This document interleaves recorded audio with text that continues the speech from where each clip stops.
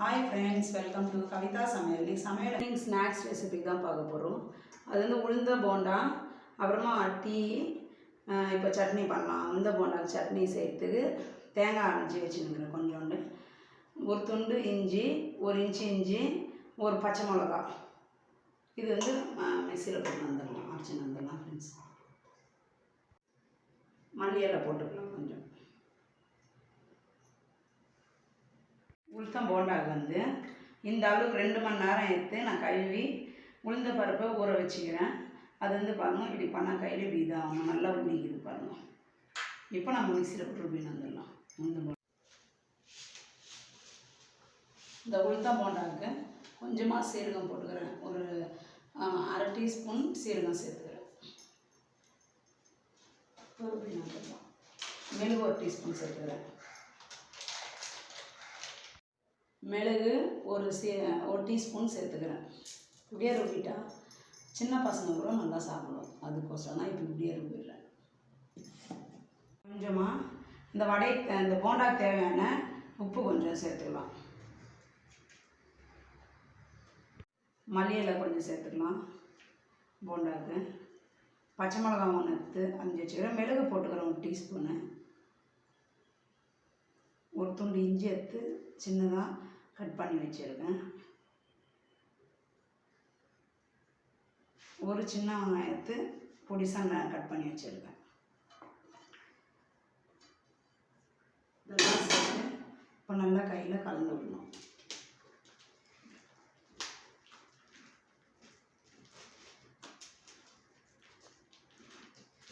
நம்ம எவ்வளோ கலக்கிறோமோ அவ்வளோதான் நல்லா போண்டா நல்லா புஸ் புஸ்ன்னு வரும்.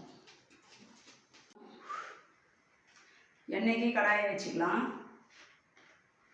எண்ணெய் சூடு பண்ணிக்கலாம்.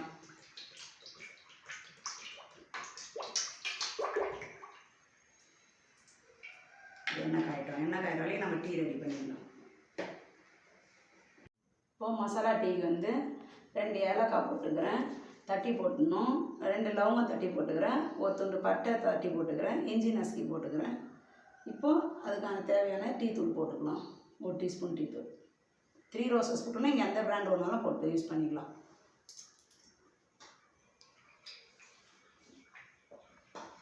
எண்ணெய் காஞ்சிச்சு, நம்ம போண்டா போட்டுக்கலாம்.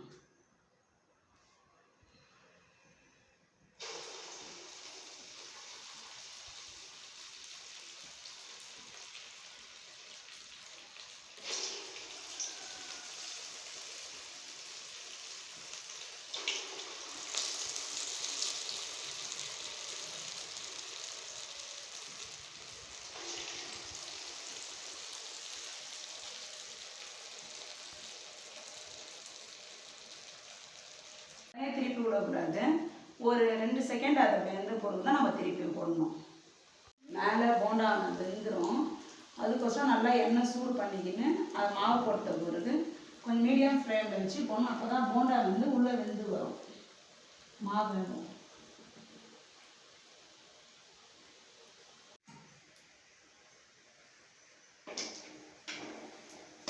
திருப்பி போட்டுக்கலாம்.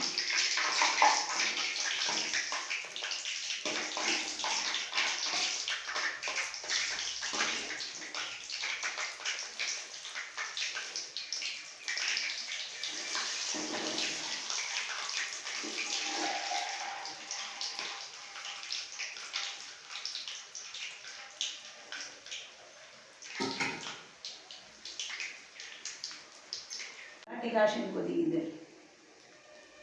நல்லா கொதிக்கணும்.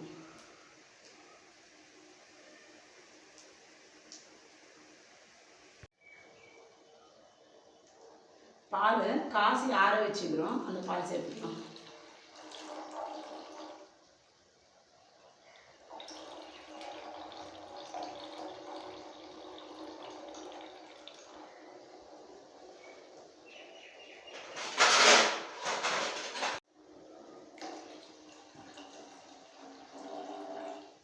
அங்கே சக்கரை சேர்த்துக்கலாம். டீக்கு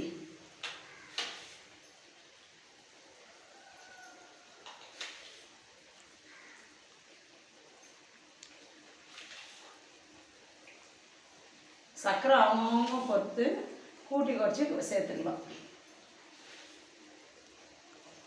ரெடி ஆகிடுச்சு. போண்டா எடுத்துக்கலாம்.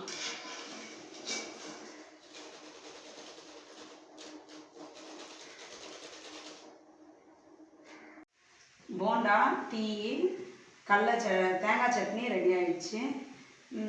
இந்த போண்டா பாருங்கள் எவ்வளோ சாஃப்டாக எவ்வளோ மெதுவாக வந்துருக்குது. 2 ஹவர் தான் ஊற வச்சேன். மிக்சியில் தான் போட்டேன், அரைச்சேன். நல்லா இருந்தது பாருங்கள் ஃப்ரெண்ட்ஸ்.